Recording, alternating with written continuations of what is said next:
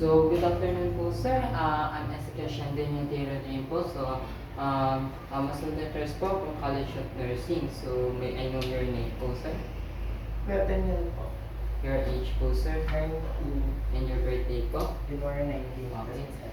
Okay, after that, we're going to verify the client's ID.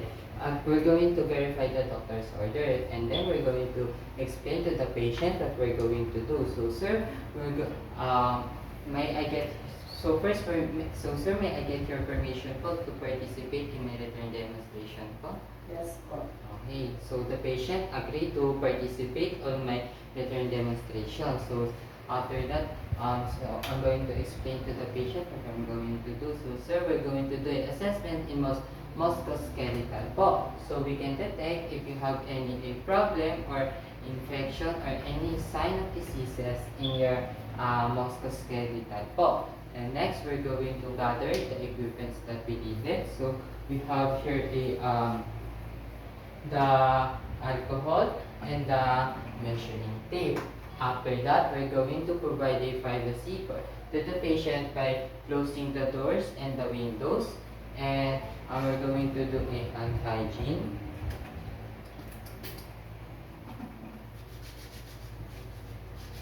And ask the client to remove the clothes and wear the gown. So sir, can you remove the clothes po?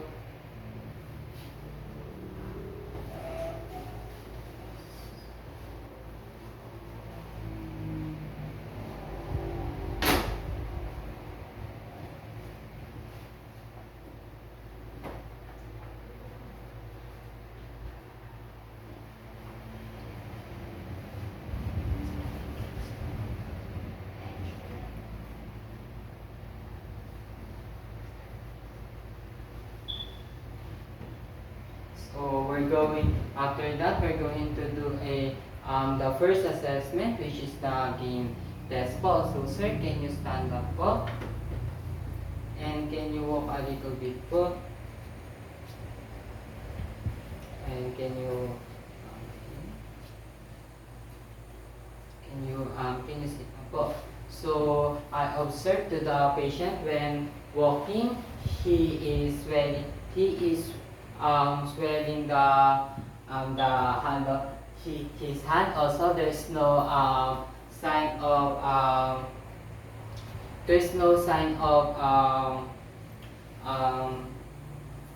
there's also no signs. Also, the when he's walking, the measurement is appropriate.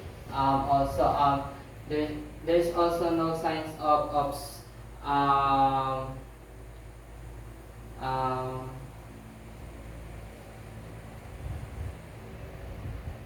so we're going to do the temporomandibular joint na po. So sir, can I touch your head po? Yes po. Can you open your mouth po?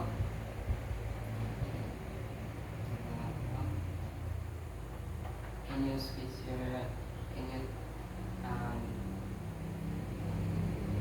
can you move your mouth po like this po? Okay. So upon inspecting temporomandibular joint po, I don't feel any tenderness. Also, the mouth is flexible, can move in any direction. So now we're going to do the clavicle mandibular joint po for the test po.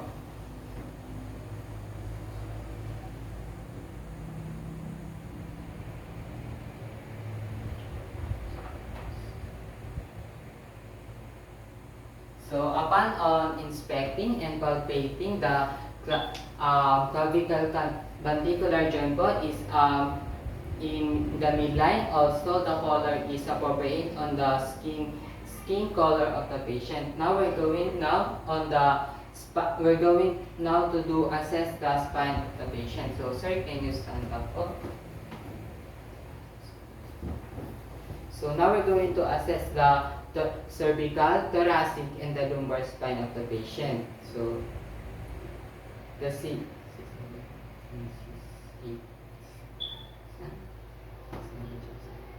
So the C7 and the It of the patient is palpable. We're going now on the thoracic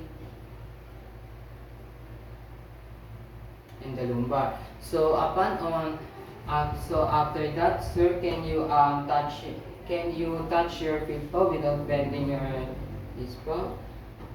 Okay. So, sir, can you sit na po? So upon on my inspecting,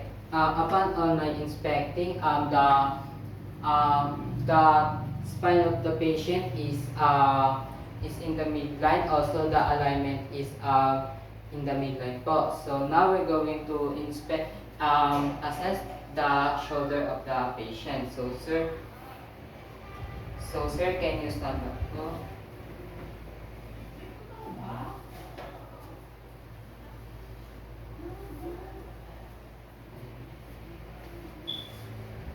So sir, can you move like me po, like this po?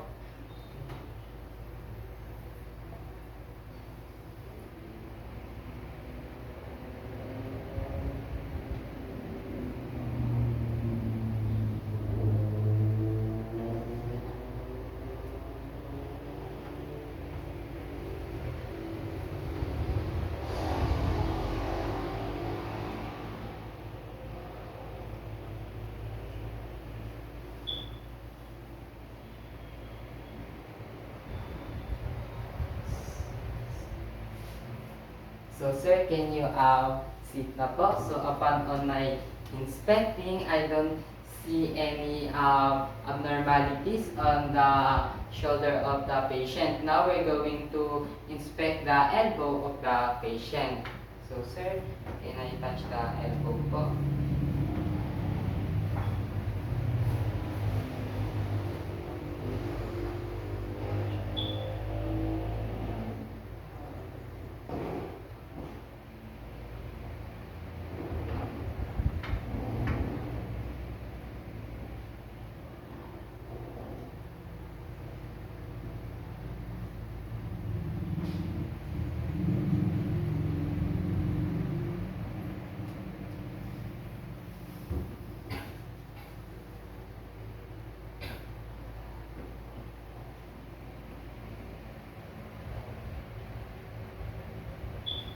Okay, so upon on my inspecting on the elbow of the patient is palpable. Also the range of motion of the patient on the shoulder is strong. So now we're going to do the assessment in the wrist and the hand po. So sir, I'm going to inspect the hand. Okay, the wrist.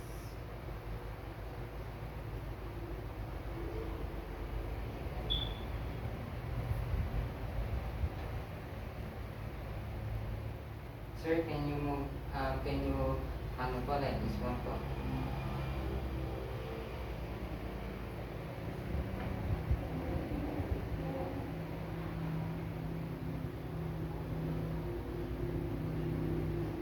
Okay, so according to the assessment, so the patient can move easily the wrist and the hand of the patient. So the range of motion of the wrist and the hand of the patient is normal. So now we're going to do the assessment on the hips of the patient. So sir, can you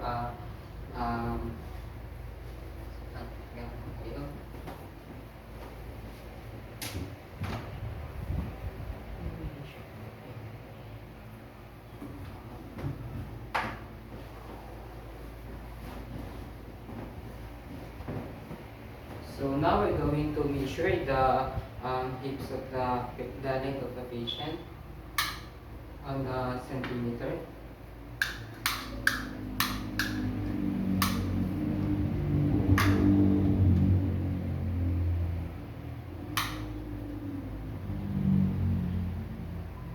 Upon measuring, the measurement is 47, indicating a normal 47 centimeter, indicating of normal size on an appropriate size on the patient. So now we're going to do the range of motion on the hips of the patient.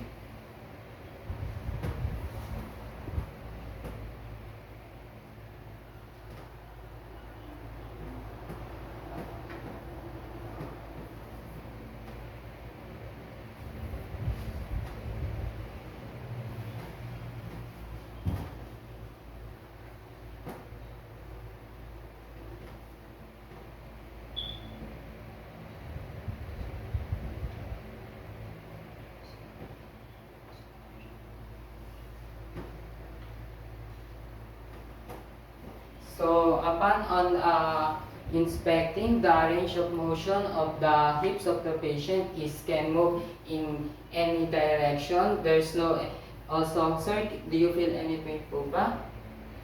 Okay, so the patient doesn't feel any pain when we do that assessment. So now we're going to do on the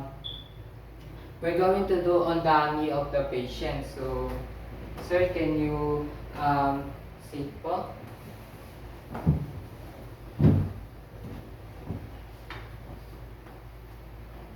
And now we're going to do palpate the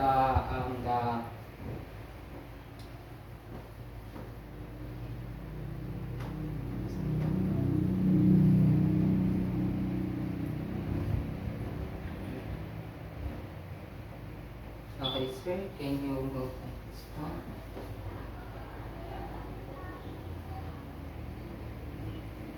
Okay, so upon palpating and inspecting on the knee of the patient, I don't feel any masses. Also, the range of motion on the range of motion of the knee of the patient is flexible, can move in different direction. Now we're going to assess the feet of the patient.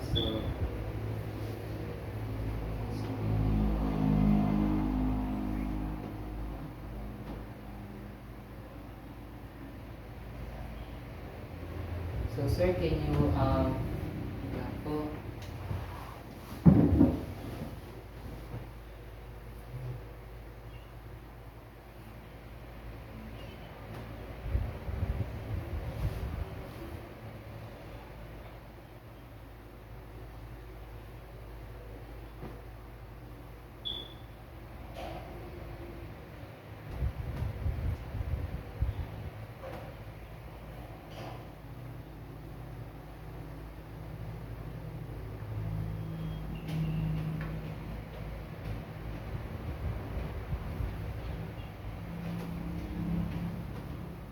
So upon palpating on the feet of the patient, I don't feel any masses, and also the range of motion of the feet of the patient can move in different directions, indicating that the feet of the patient is flexible. So now after that, we're done on the assessment. We're now going to do a hand hygiene and document the findings po.